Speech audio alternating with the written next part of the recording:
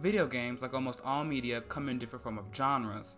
There are platformers like Mario, Sonic, and Crash, puzzle games like Tetris, Poi Poi, and Professor Layton, fighting games like Smash Bros, Street Fighter, and Tekken, and many more.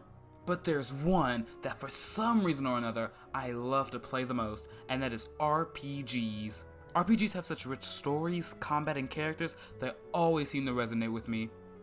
RPGs, or role-playing games, come in many different forms. There are tabletop, turn-based, Japanese RPGs, action RPGs, and whatnot.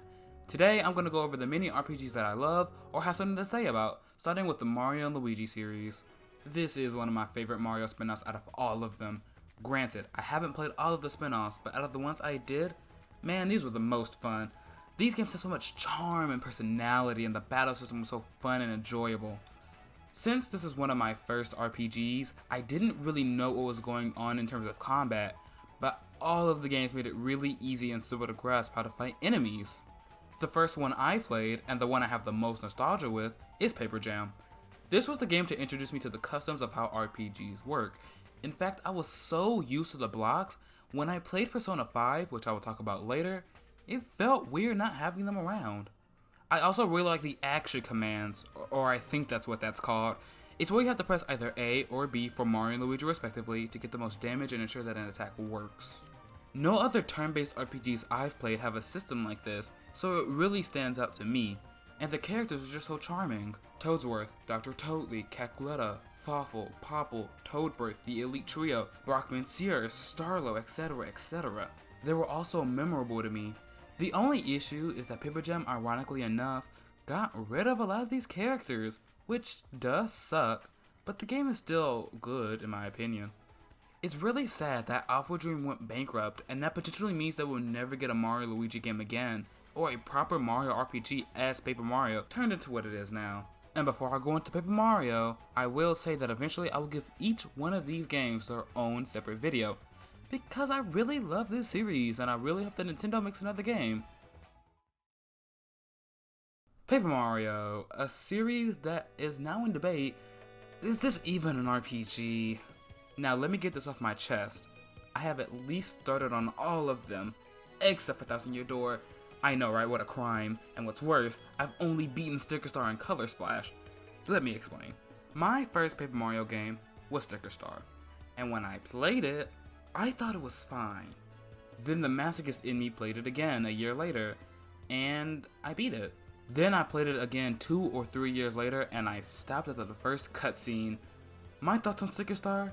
It's a fine game, but not a good Paper Mario game. The sticker mechanic was kind of a dumb idea for a Paper Mario game, and became really boring and monotonous after a while. And remember when I said earlier that there were so many interesting characters in the Mario and Luigi series? Well, Paper Mario used to have those as well, until they all got snapped and replaced with Toads, Toads, and more Toads.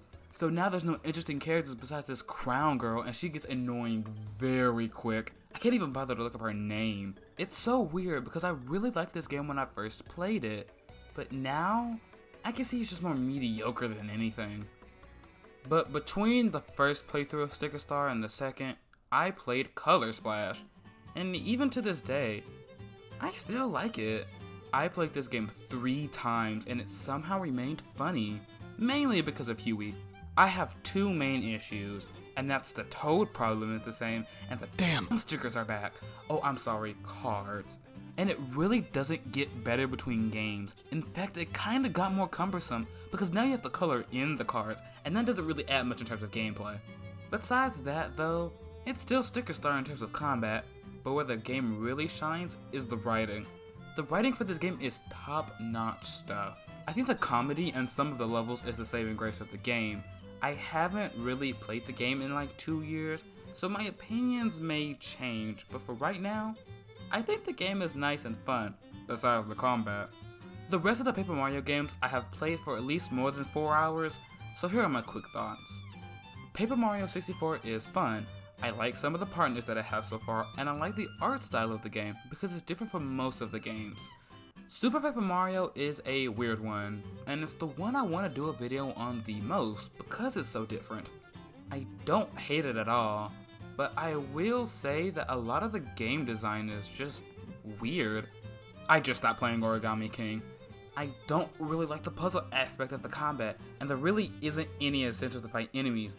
Maybe one day I'll beat it, because right now, I really don't want to. And I haven't played Thousand Year Door like I've said, but I want to eventually. Yokai Watch is such a great and underrated game. I can't speak for the first one, because I haven't played it, but Bony Spirits and Fleshy Souls were amazing games. What really made it great in terms of the story was that it followed the events of the first movie, and I really liked that movie, so that just made the game even better, and the combat was just superb. Unlike the other games I'll talk about besides Persona 3, you can't control your yokai or the monsters directly. Instead, you can influence what they do by launching each yokai's special moves, their ultimate, reverse their status conditions, give them items, etc, etc. It was really creative and imaginative, and I honestly think Pokemon can take some notes. But Yokai Watch 2 pales in comparison to Yokai Watch 3.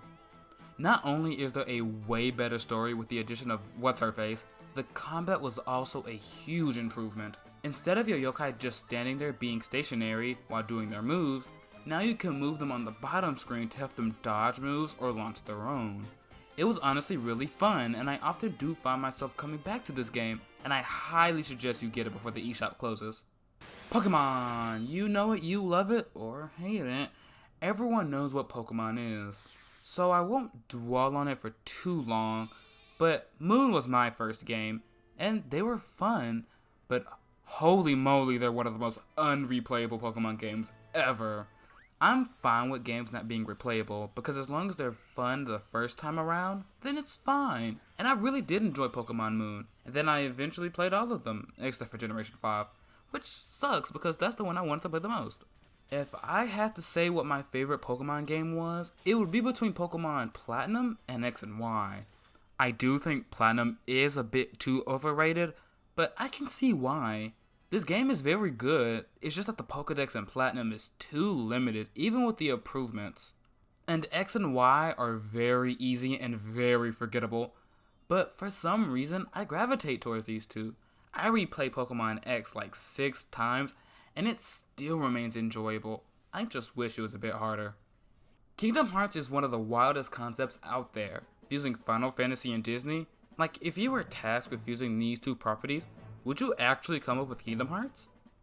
Since this is a story where you have to go through the games in order, I've only beaten 2 of the games, Kingdom Hearts 1 and Kingdom Hearts 2, and I'm currently making my way through Birth by Sleep. Hi, editing me here. I would like to say that this video has been so long in production that I've had the time to actually beaten every Kingdom Hearts game besides Days and Coded. I hate how long this took me, because the fact that I said that I've only beaten the first 2 games, and now I've beaten all of them, is sad, and that this video is only now just coming out. So, yeah, there you go. Since I am working on a Kingdom Hearts 1 video, I won't say too much, but my first impressions after I beat the game, it was kind of outdated. The game doesn't tell you where to go, and I thought the platforming and combat was a bit too slow. But now, I really like the first Kingdom Hearts. Once you understand where you have to go, the game becomes really fun. Same with the combat. Though, I do think that Kingdom Hearts 2 outshine Kingdom Hearts 1 in some ways. The combat is way faster and enjoyable, especially with the addition of drive forms. The worlds are more straightforward in terms of what to do, and the story and the inclusion of Roxas made for a really emotional story that I enjoyed. Oh, and I should say that I stopped playing Chain of Memories, and I'll probably only play it for a video. Time for the Persona series, one of my favorite, if not favorite RPGs. I find the story so emotionally grabbing, the combat really enjoyable, and the characters is one of the best things about the games. I've beaten Persona 5, the Persona 5 The Royal, Persona 4 The Golden, and I'm close to beating Persona 3 FES, and I just started Persona 2. And this has nothing to do with the topic, I just want to say, I often find myself saying Persona 5 The Royal and Persona 4 The Golden, rather than Persona 5 Royal and Persona 4 Golden, which is what they were called in the Japanese version. I just find that it sounds way better. Anyway, if I had to say which my favorite game was, Persona 4 Golden, no doubt. which was surprising because I thought it would be Persona 5 since it was my first game and nostalgia and all that. But I found that the social links, the investigation team, and the mystery aspect of the story was way better than Persona 5 Royal. But the combat for both games are so fun to do. I love fighting the shadows because the fighting is so fluid, I guess you could say. For Persona 5 specifically, hitting enemies' weaknesses and trying to get the maximum baton passes is so addicting to pull off. And I also love getting new personas and fusing them to get better ones. But let's talk about the elephant in the room. Persona 3 FES. Everything I said so far can be said for Persona 3, except for one major difference that everyone pretty much knows about. And that is that you can't directly control your party members. And I know that sounds like a huge problem, and for some, it is. But once you get used to it, it really stops becoming a problem, at least for me. Same for the tired status. In the other game, they got tired way too quickly, but it eventually takes a long time before they get tired. So I highly suggest playing Persona 3 FES. And in terms of portable, not having cutscenes is kind of a boon for me. I find playing RPGs, especially turn-based ones, so addicting. Their storytelling, the combat, the characters that RPGs have are so endearing. And I know that not everyone has the time to play RPGs as they take up a lot of time. There are like 20 to 40 hour long games. In the case of Persona, 90 hours, but I do suggest that people try and play them if they can. Right now, I'm going to try to start Ni no Kuni, which is made by the same people that made Yokai Watch. I'm going to finish Final Fantasy VII Remake and hopefully start Final Fantasy X, and I'm going to start Amori soon as well. But that's all I got. I hope you enjoyed, and I'll see you next time.